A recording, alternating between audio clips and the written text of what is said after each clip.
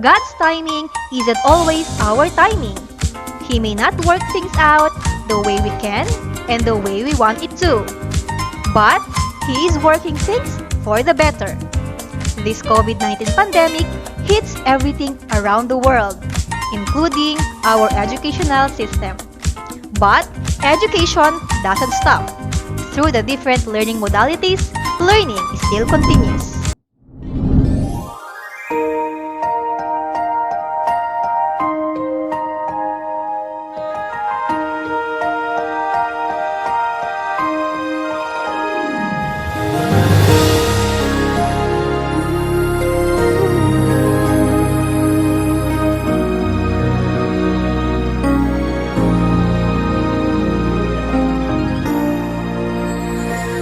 Give thanks with a grateful heart. Give thanks to the Holy One. Give thanks because He's given Jesus Christ, His Son. Give thanks with a grateful heart. Give thanks to the Holy One. Give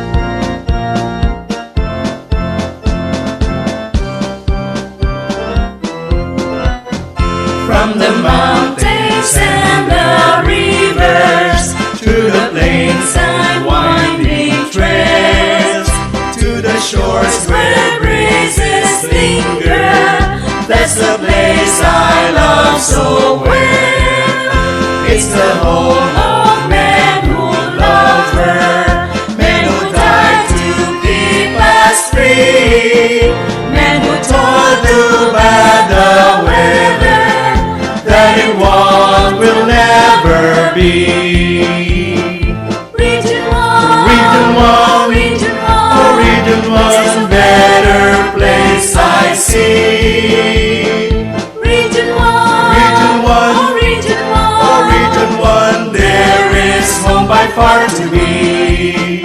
From her care I learned my lessons, in her bills I work and play. She has kept me safe and happy as I live on day by day. Till to other lands I wander, as I search for wealth and fame. In my heart I will remember Region 1, beloved name. Region 1, Region 1, oh Region 1, oh Region 1, better place I see. Region 1, Region 1, oh Region 1, oh Region 1, there is home by far to me. Look to other lands I wander, as I search for wealth and fame. In my heart I will remember Region 1, beloved name.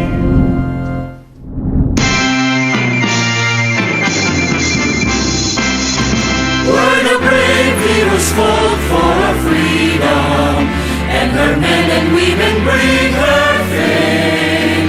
That's a province we'll cherish forever, whose glory we will treasure and proclaim. There is peace o'er the hills and the valleys, there is joy amidst the verdant plains. That's the place we call our own, Ilocos or beloved home, ever ours, forever we may roam. Ilocos or the land of the free, home of men is strong in faith and unity. we the people, courageous, bright and fair, dedicated to strive and jolly care. Ilocosur, Ilocosur, with your light to guide us we will never fade. Where the brave heroes fought for our freedom, and her men and women bring her fame. That's the province we'll cherish forever, whose glory we will treasure and proclaim. There is peace o'er the hills and the valleys, there is joy amidst the verdant plains.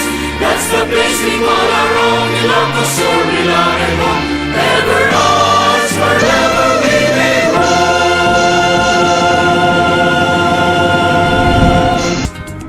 Friends, ladies and gentlemen, welcome to the virtual moving up ceremony and graduation rites of this school year 2020-2021 with the theme Strengthening the Quality of Education amidst the COVID-19 pandemic.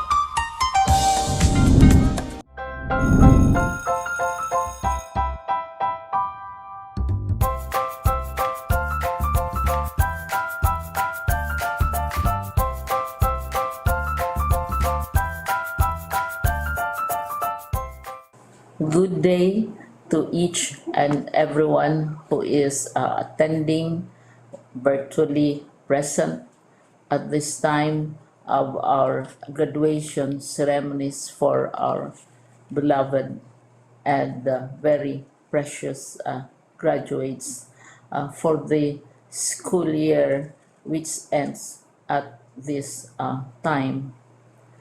First of all, I'd like to greet the parents and family members without whose sacrifices, whose reminders, and whose participation in the learning process for our graduates have resulted in this culmination program.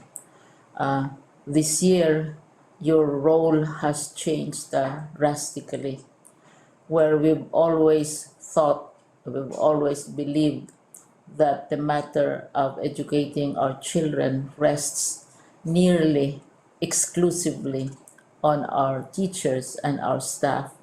This time, you parents, you family members, you who are in the households of our learners have expanded your role and contributed to this wonderful day wherein finally, our learners are graduating in this culmination exercise.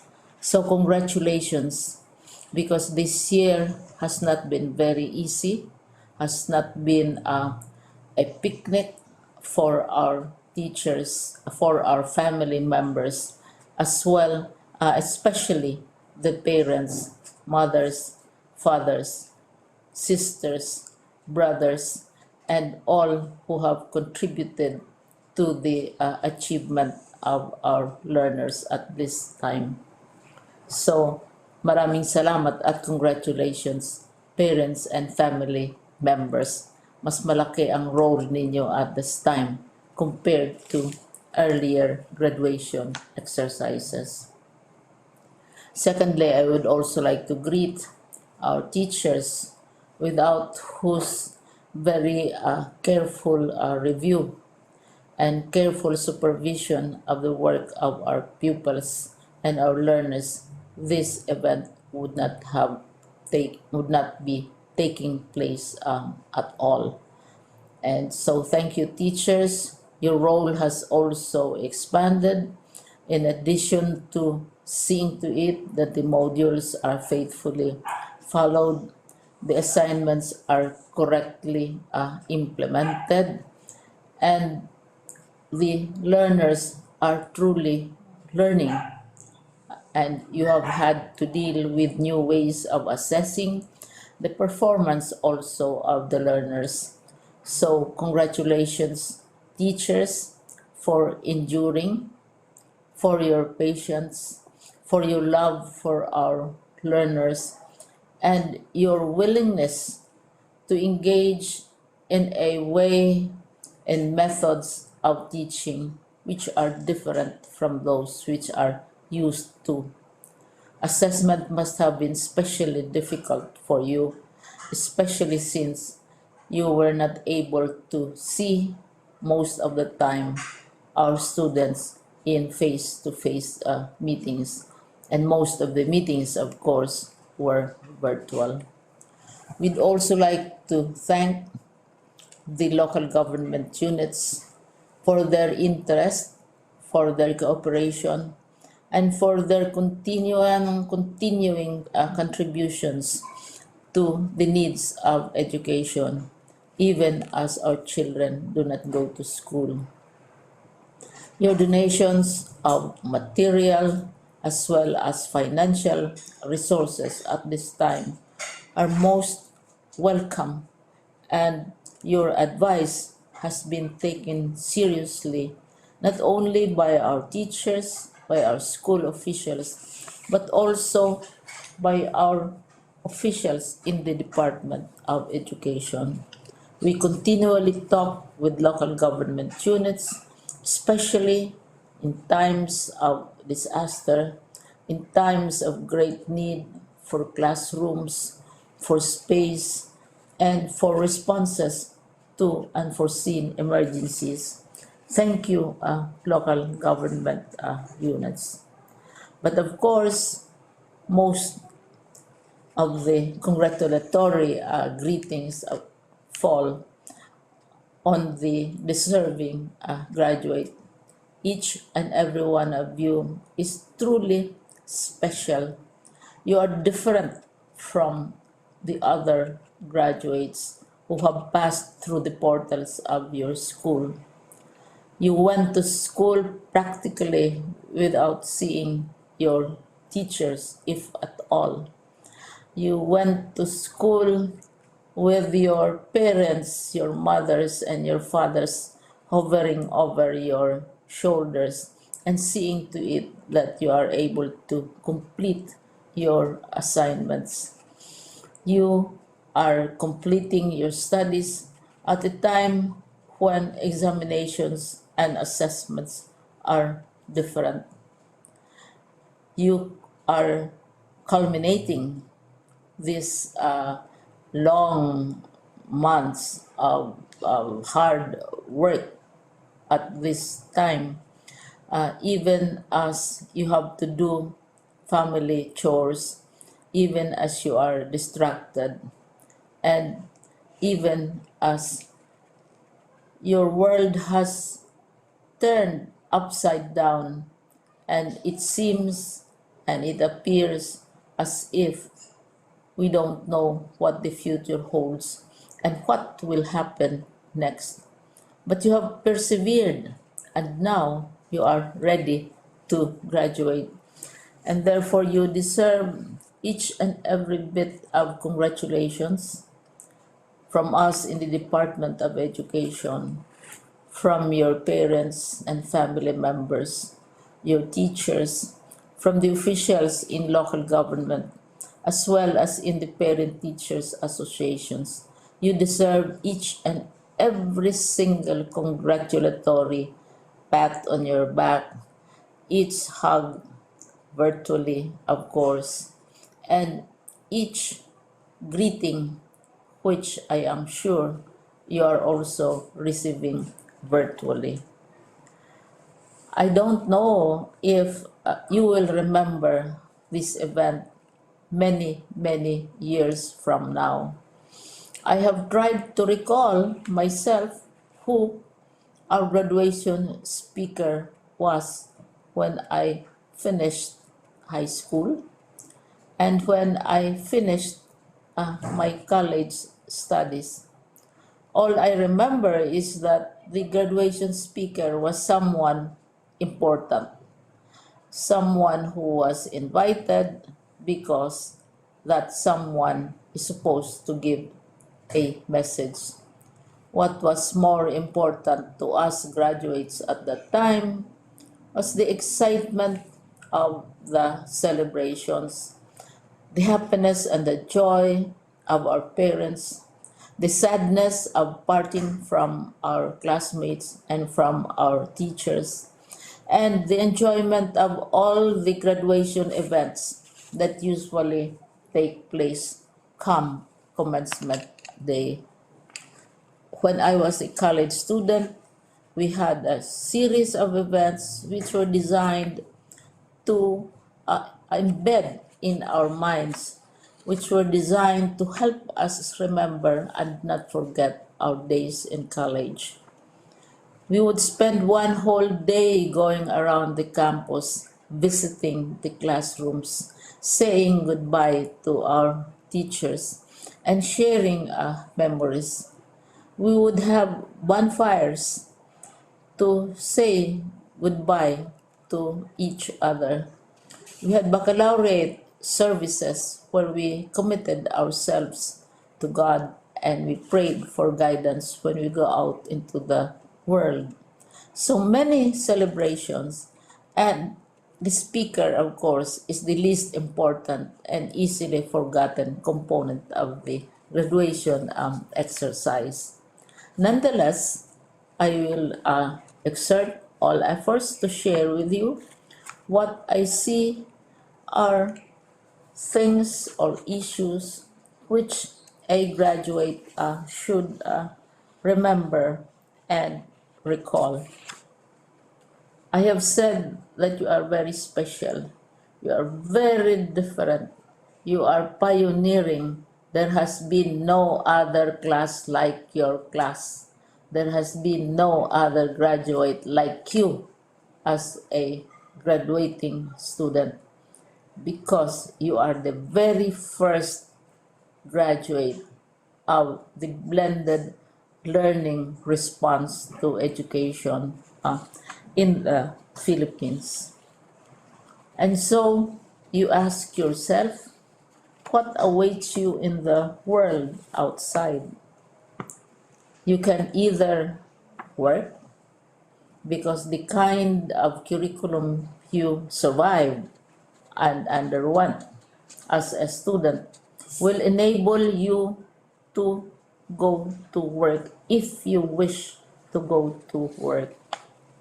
Some of you will proceed to further studies, and this would be a wonderful thing because there are many opportunities for further expanding your knowledge, for further answering and looking for explanations of issues, events that make you curious, especially in science, in technology, and also in the arts.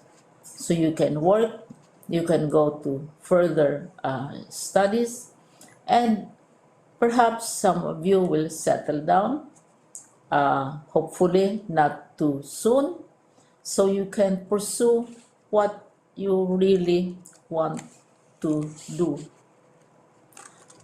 So today, this is why we call this exercise a commencement exercise.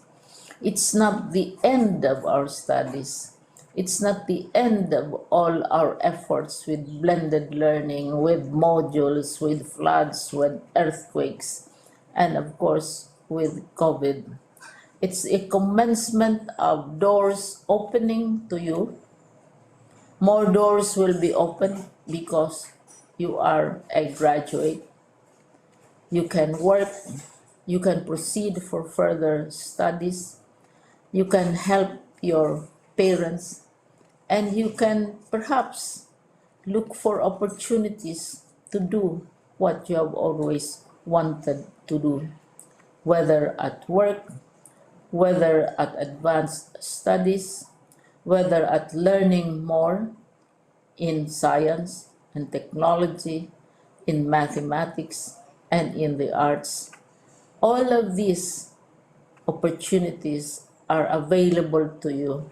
More doors are being opened.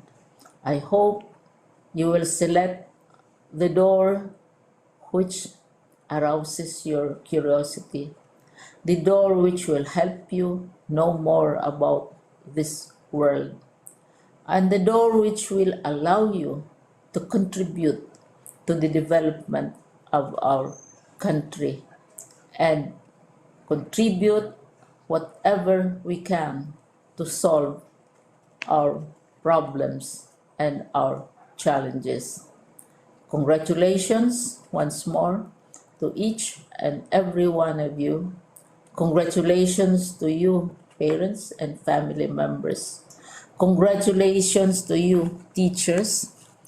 When I was chair of the board of Silliman University, each time we had graduation ceremonies during the baccalaureate and during commencement itself, I would cry. I would cry because you are sending out into the world a new batch of graduates, and we want to be sure that what is awaiting them is appropriate. We want to be sure that they are ready for what awaits them when they select which door to open. And so we tell you, go out to the world, do whatever you want to do. God be with you, and be sure, be assured that all of us love each and every one of you. Congratulations.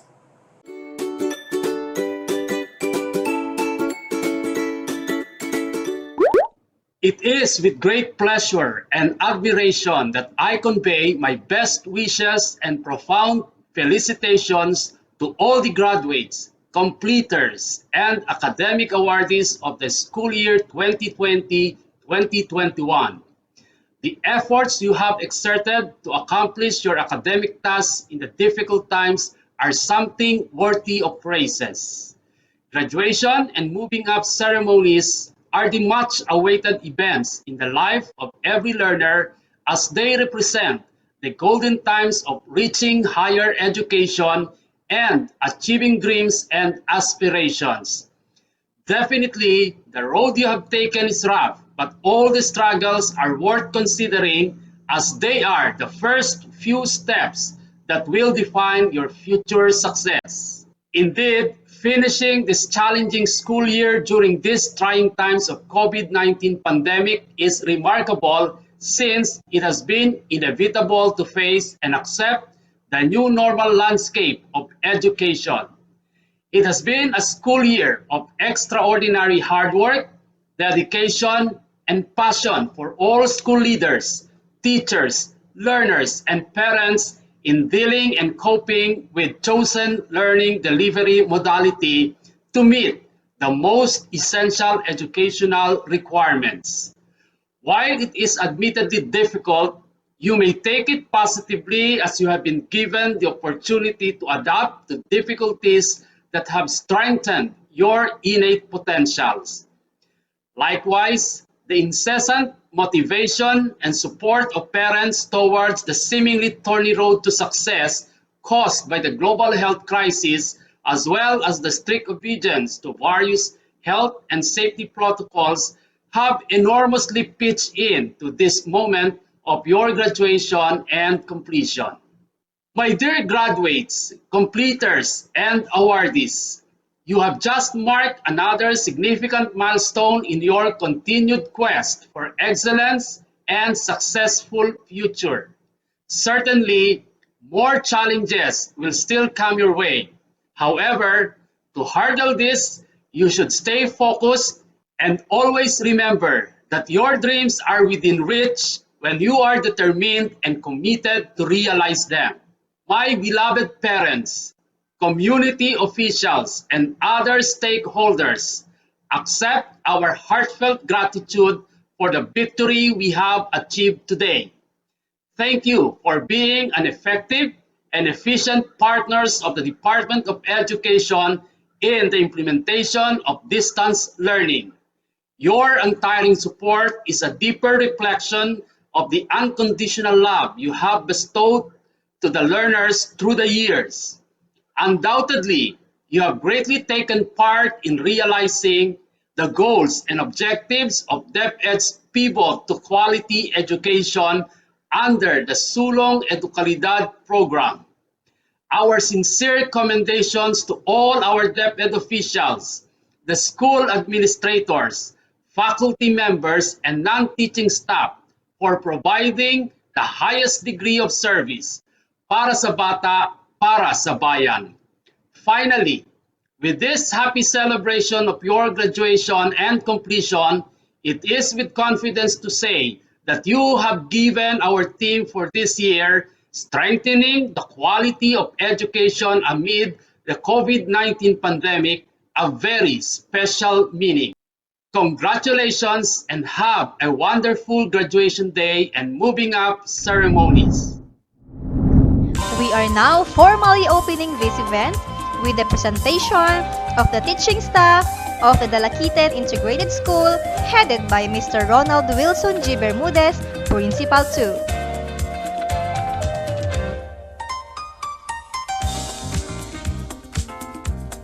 Teaching staff of the Elementary Department, Miss Crystal Venus D. Lopez, Teacher 2, Kinder Advisor.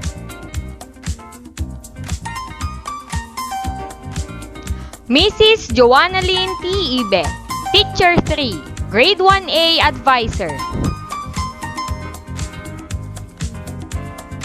Mrs. Janet D. Yadaw, Teacher 3, Grade 1B Advisor.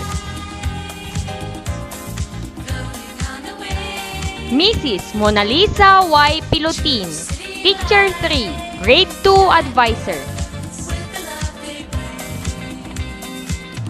Miss Epijoy R. Evia, Teacher 3, Grade 3 Advisor.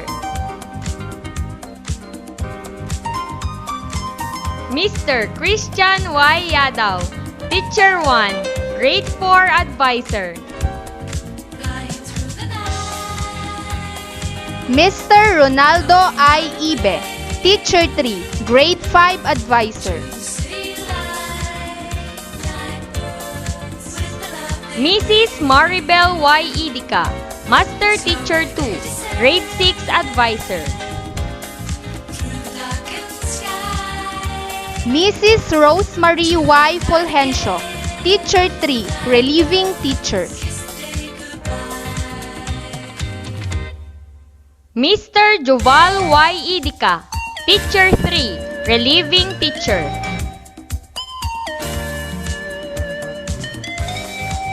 Teaching Staff of Junior High School Department. Mary Joey R. Torres, Teacher 1, Grade 7 Advisor. Remedial Teachers. Jocelyn Joy A. Yadaw.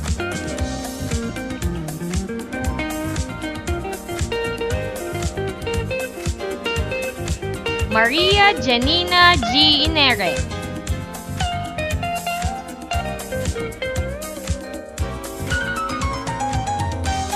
Jeffrey P. Arucena.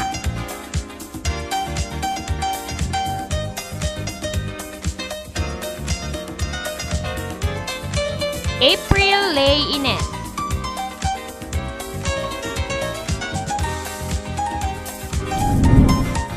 Naimbag, abigat iyo amin. Welcome kayo amin. Ganda ito'y virtual moving ceremony. Ganda ito'y kindergarten school year 2020-2021. Nga bukbuk niyan, isa nga pulo, pito nga lalaki. Ken sa nga pulo, ket inem nga babae.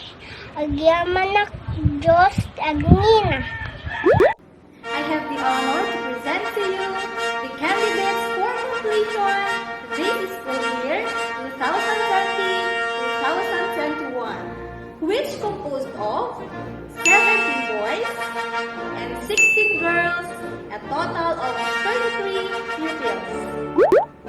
A blessed day to all of you, my friends, my fellow workers, to our learners, the stakeholders, my fellow parents, everybody from the entire schools division of Ilocos Sur. To all of you, my friends, again, a blessed day. By virtue of the authority vested in me by the Department of Education, headed by our Secretary, the Honorable Leonor Nartolis Briones, through our Regional Director, Director Tolentino Jeronimo Aquino, and with the strong recommendation of your respective school heads, I hereby confirm your moving up from your present grade level to the next grade level. Congratulations, our dear movers. At this juncture, I'd like to take this opportunity to also give some pieces of advice, reminders to all of you. To all of you, our dear movers, to our fellow parents, to our fellow teachers. First, I'd like to congratulate all of you, my fellow teachers, to all our school heads, to everybody in the DepEd who work hard for us to realize our moving up ceremonies. I'd like to thank you all from the bottom of my heart. I'd like to appreciate your commitment, your sincerity. Because in the midst of this pandemic, it is not that easy to sustain the quality of education. But as we say, kahit may pandemya, ang quality or kalidad ng edukasyon hindi natin pababayaan bumaba or masira or maapektuhan. At lahat yan, all of this, my friends, we were able to succeed because of you, my fellow teachers, our school heads, our supervisors, our learners. and most especially our fellow parents. Nabaliktad lang panahon. Tumutulong na sa pagtuturo ang ating mga kapwa magulang. And I repeat, we succeeded. We were able to sustain the quality of education. So again, to all our movers, congratulations. To everybody involved in education, congratulations. God bless us all. Mabuhay tayong lahat. The movers. Almo Yuan Gray Mejia, the son of Mr. and Mrs. Richard Almo. De Leon Raylands Rosete, the son of Mr. and Mrs. Isagani De Leon Jr. Garcia Jen Gabriel Yadaw, the son of Mr. and Mrs. Eric John Garcia. Iniba Mark Hercules Rufin, the son of Mr. and Mrs. Mark Anthony Iniba. Javier Jed Vincent Yadaw, the son of Mr. and Mrs. Jed Iset Javier. Mendoza Rogiram De Leon, the son of Mr. and Mrs. Rogival Mendoza. Respicio Thyron Jade Pardo, the son of Mr. and Mrs. Philip Respicio. Salarzon Markley Fuentes, the son of Mr. and Mrs. Glenn Salarzon. Tabuyo Vincent Carl Dacalios, the son of Mr. and Mrs.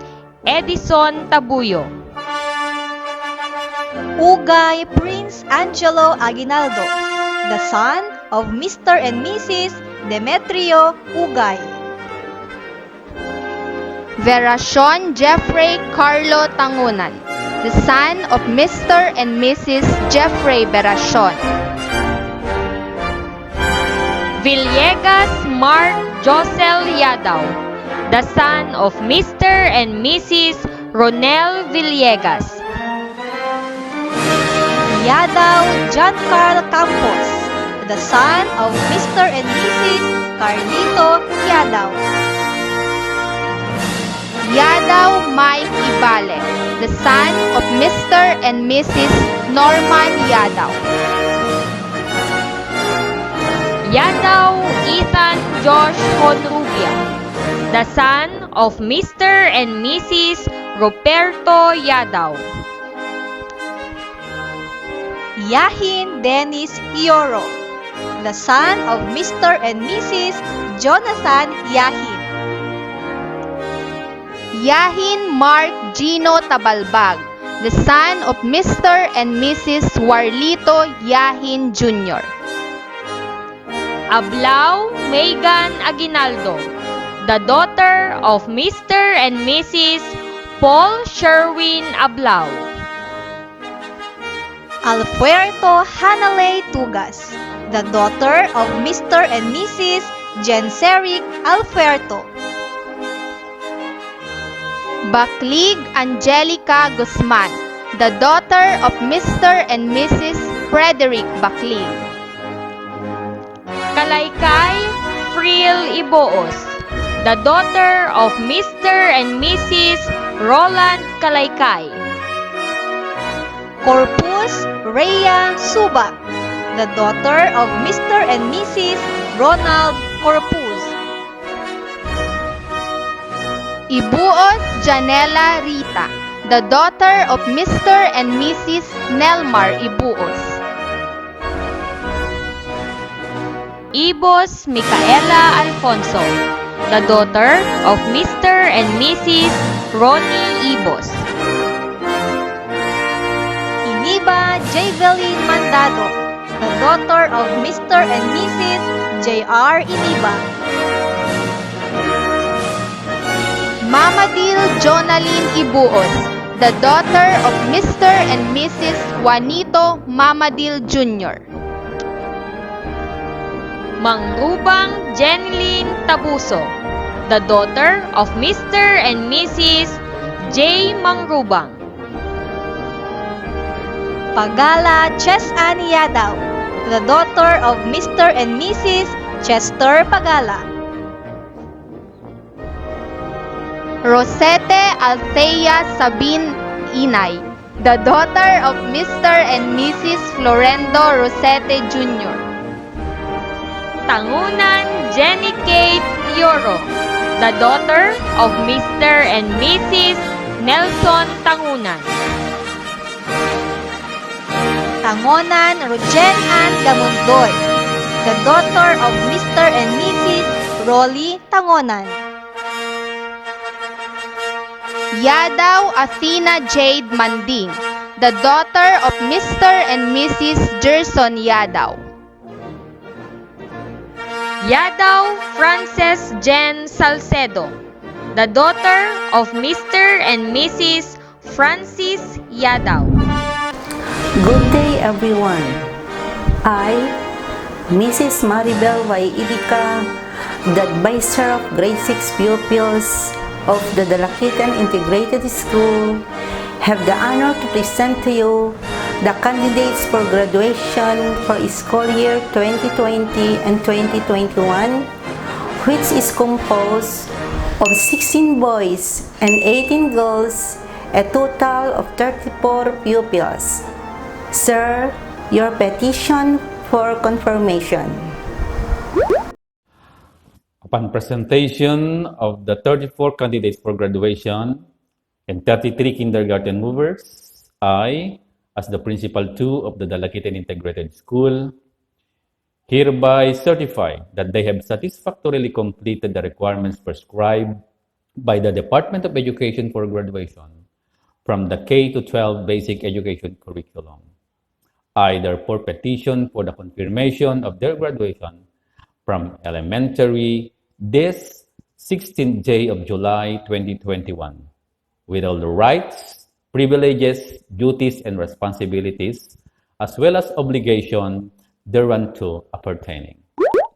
By virtue of the authority vested in me by the Department of Education, headed by our Secretary, the Honorable Leonor Magtolis Briones, through our Regional Director, Director Tolentino Jeronimo Aquino, and with the strong recommendation of your school principal, I hereby accept and confirm you as graduates of your respective schools for school year 2020-2021. Congratulations to all of you, our dear graduates. Congratulations to our parents. God bless us all. Mabuhay tayong lahat. I'd like to greet all of you, my fellow workers in the Department of Education, Schools Division of Ilocos Sur. May I greet also my fellow teachers, to all the personnel of this division. A blessed day to all of us. My friends,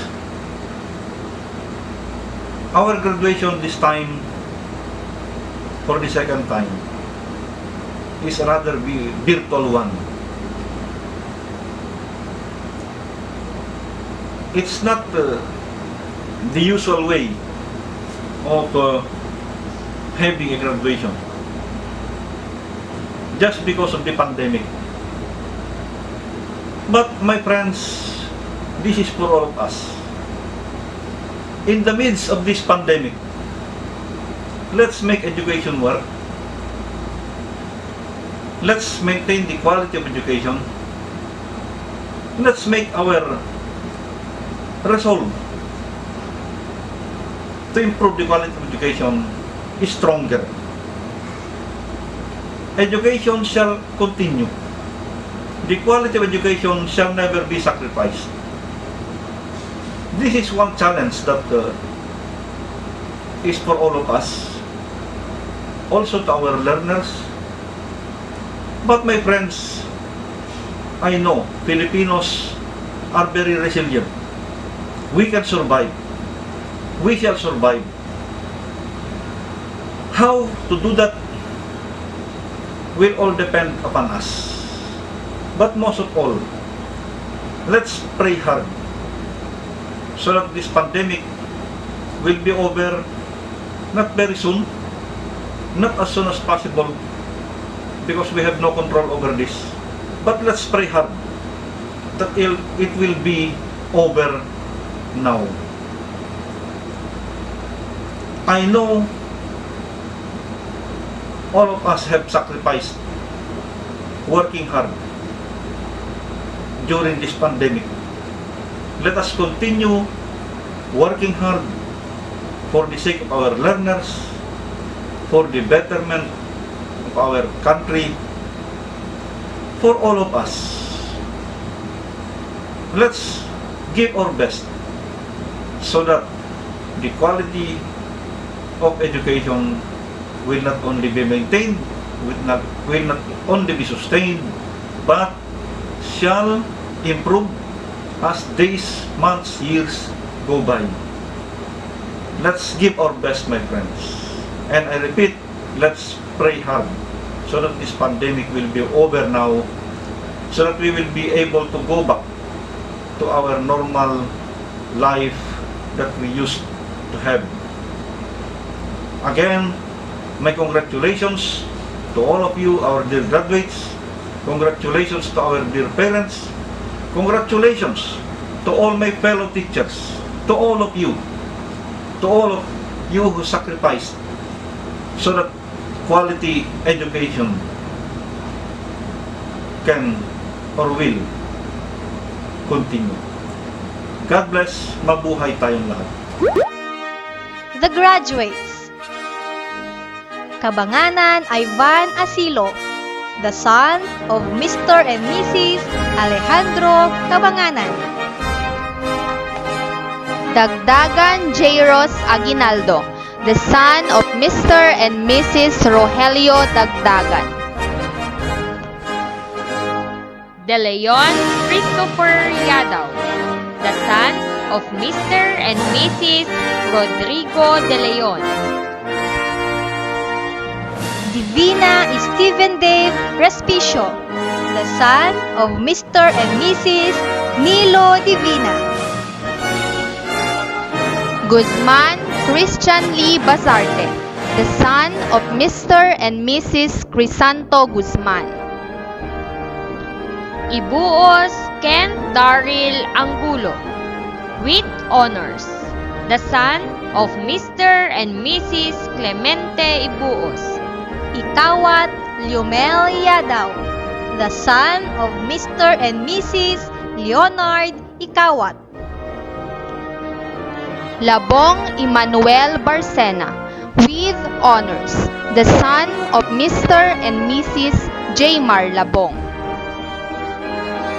Magbual Mark Ibuos, the son of Mr. and Mrs. Eduardo Magbual. Perlas Rico Felizmenia, the son of Mr. and Mrs. Efren Perlas.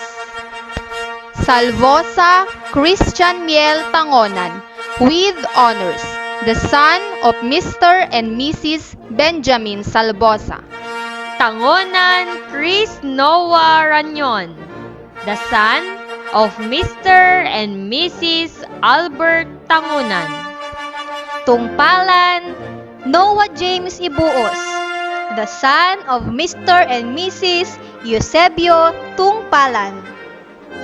Yadaw Romel Casilak, the son of Mr. and Mrs. Ruben Yadaw.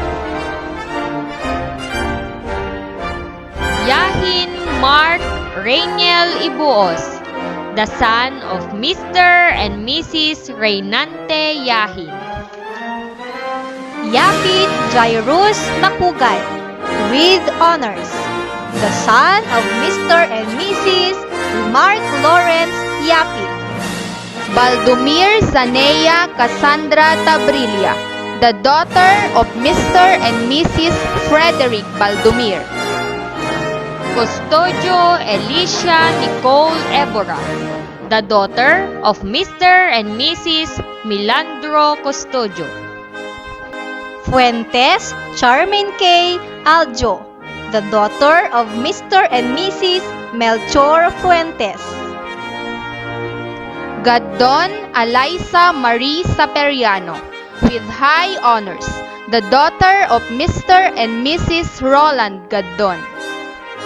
Ibe Jasmine Kate Medina, the daughter of Mr. and Mrs. Geoffrey Ibe. Ilak Jillian Joyce Yadaw, the daughter of Mr. and Mrs. Johnny Ilak.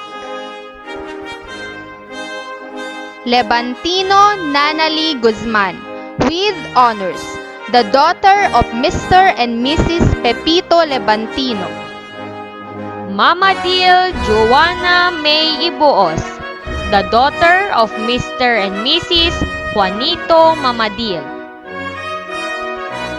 Mayo Precious Daisy Guzman, with honors, the daughter of Mr. and Mrs. Dave Mayo. Mercado Lorraine Cyril Kimzon, with honors, the daughter of Mr. and Mrs. Sherwin Mercado. Napikog Rosel Pagatpatan, with honors, the daughter of Mr. and Mrs. Hamlet Napikog. Respicio Aisha Jaline Pardo, with honors, the daughter of Mr. and Mrs. Philip Respicio. Respicio Shaira Jane Paraiso, the daughter of Mr. and Mrs. Romel Respicio. Subak Maribel Layugan, the daughter of Mr. and Mrs. Marcelino Subak. Yadaw Alexis May Ortilio, with high honors, the daughter of Mr. and Mrs. Romeo Yadaw. Yadaw Ashley Nicole Ibarra, with honors, the daughter of Mr. and Mrs. Roland Yadaw. Yadaw Christine Desierto, with honors, the daughter of Mr. and Mrs. Rodel Yadaw. Yadaw Ellen Jane Batake, with honors, the daughter of Mr. and Mrs. Elmer Yadaw. Good morning, everyone. Today is the day for us to be extremely thankful to them who are behind our victories. This may not be the type of ceremony we are looking forward to, but it is still a celebration after all. Because of this pandemic, it forced us into quarantine and transitioned us from traditional learning to modular one. However, it helped us all grow in ways we could never have imagined. I would like to take this time to show my sincerest gratitude.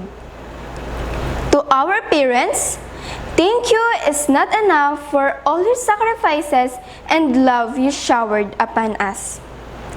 Through this tough time, you never leave us behind. You always got our back. So, we ask that you to continue to be our companion in taking every step of the way. To our teachers, we are forever grateful to all your sacrifices and selfless services. You have been in a tougher situation than ever before, just to deliver us the best education that we are needing for our next journey. Thank you that despite being in this pandemic, we always have your support. Thank you for helping us bring out our full potential and abilities. To my fellow graduates, we are about to take our first step to a new beginning. It has been 7 years of priceless memories and friendships. Despite of all that's happening around us now, let's not lose hope. Just believe that not so long from now, everything will eventually get back to normal. Hold on, keep the faith, and just dream big. Above all, to our Almighty, thank you for giving us strength, guidance, and protection through this journey. Because without you, we are nothing. Everything we have is all because of you. To this end, I urge my fellow graduates to earnestly pray that this pandemic will begin the soonest so we can get back to normal and be able to see each other again. Thank you very much. I would like to convey my warmest congratulations to all of you, our dear kindergarten movers and graduates for this school year 2020-2021 through these virtual closing exercises and moving on ceremony. For you have satisfactorily completed the course in this new normal through the different learning modalities. Likewise, I would like to extend my heartfelt commendation and congratulations to you, our dear parents, for you have played a vital role in making learning process made possible in this new normal. Amok nga adu tirigrigat yu anang tultulong kadagiti anak tayo. Iti inda panagadal babaen iti modular instruction. Saan tayo nga ammo no kaano nga maisubli ti normal awagas iti panagadal. Dakkel akarit kanya tayo nga naganak iti kastoy a sistema iti panagadal dagiti anak tayo. Ngem gapu iti ayat tayo kadakwada day karkarigatan tayo met nanilapas iti maysang school year. Itultuloy tayo nga tarabayen dagiti anak tayo. Iti sumaruno at tukad iti inda panagadal. To all our fellow teachers, I would like also to convey my warmest commendation for your unfathomable sacrifices and endless assistance to our pupils. Despite of the risk brought about by the pandemic, you always keep yourself available to extend a helping hand even beyond school hours. Itultuloy tayo ti agan-anos fellow teachers. Kada kayo nga graduates, ay attend mga graduates ken kindergarten movers. No pay kastoy ti madama a sitwasyon tayo, saan tayo kuma nga maupay nga mangituloy nga mangtun-oy iti arapaap tayo. No diket, daytoy kumakit karit kada kayo nga agbalin nga nabalegi. Once again, congratulations to each and every one of you. God bless and keep safe everyone.